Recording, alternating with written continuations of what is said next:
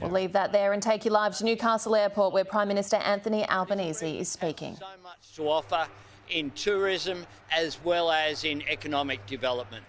We know that it's been a powerhouse of the New South Wales, our national economy, for a long period of time.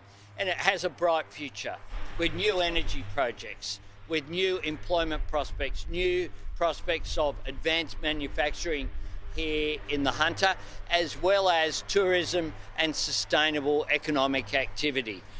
This region has so much to offer. The beautiful beaches here of Newcastle, the Central Coast and further to the north. The wonderful asset that is the pristine environment of Port Stephens and the extraordinary Hunter Valley that attracts so many visitors. Now, this airport has the potential to open up as a gateway, not just to other parts of Australia, but to the world. And these upgrades that are taking place are aimed at doing just that, maximising the potential that's here in this beautiful region. The best asset, of course, of this region is its people.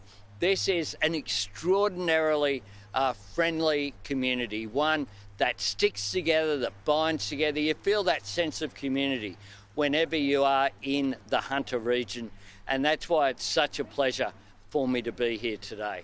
Happy to take questions. So the opposition leader has talked about, has advised, if you like, business and sporting groups not to get involved in the Voice referendum. I wonder when you've seen a rather confronting cartoon in the Fin Review today along those lines. Are you concerned about the tone the conversation about the Voice is taken?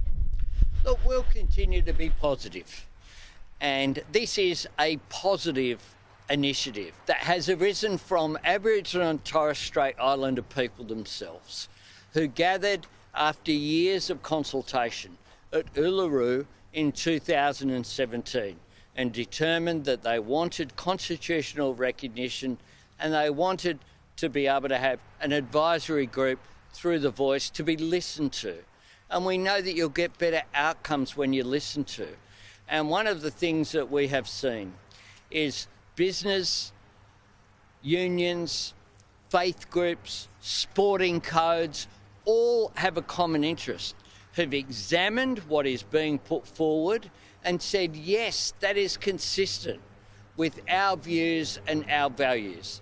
It's consistent with the reconciliation action plans that have been put in place by businesses around Australia. They understand that when you listen to people, you get better outcomes.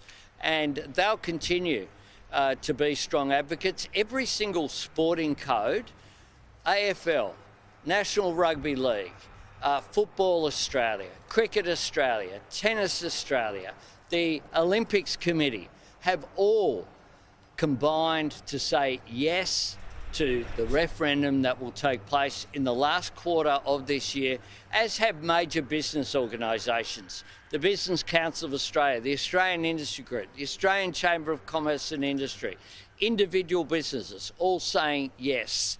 Faith groups, the Catholic Church, the Greek Orthodox Church, Muslim groups, Hindu groups, Jewish organisations, all combining to say yes to the Voice. People who examine it come to the view themselves that this is a positive step forward on reconciliation. It will advance our country, and I sincerely hope that Australians vote yes in the last quarter of this year.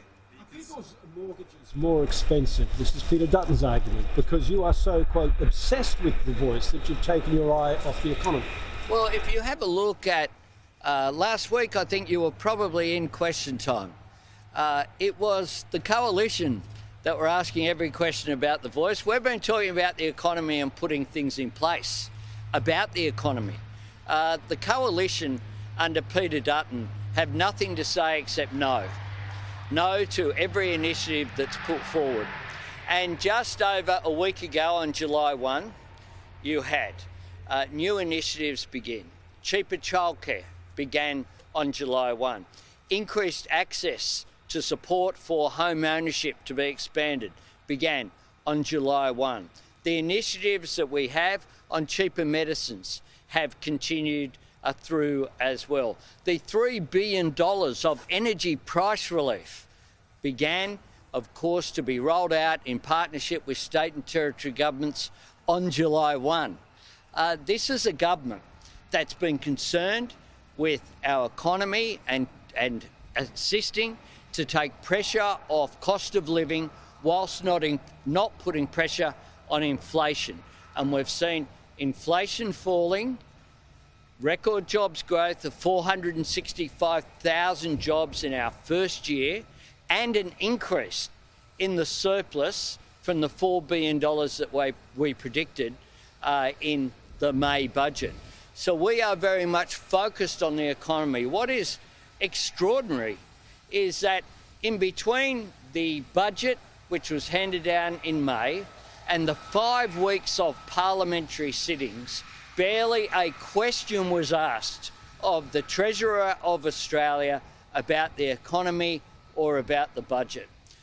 Peter Dutton is more interested in culture wars than he is in helping on issues of the economy. He just says no to everything, and that's a matter for him to explain. Are you concerned about low levels of support for the voice in regional areas, and what can you do to address that?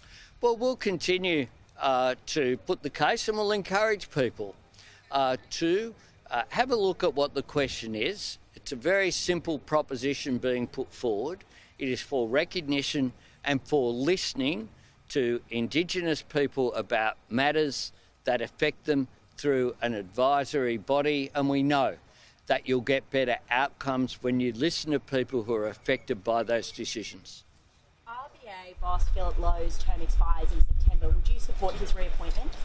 We'll make that decision in the Cabinet at an appropriate time, and when we make a decision, we'll then make an announcement at that appropriate time. The Reserve Bank, of course, is independent of government, but I certainly welcome the decision this week to pause interest rates. This region is at the centre of the energy transition debate. Are you confident with Liddell Power Station closing and the current gas plant behind schedule that the grid will be able to cope this summer? I am very confident about this region playing such a critical role in Australia's future. It has been critical for a long period of time. This is a proud region that has made such an enormous difference. And I remember going back when BHP changed its operations and people were concerned about the future of this region. This region diversified, it continues to prosper, and I'm sure it will continue to prosper into the future.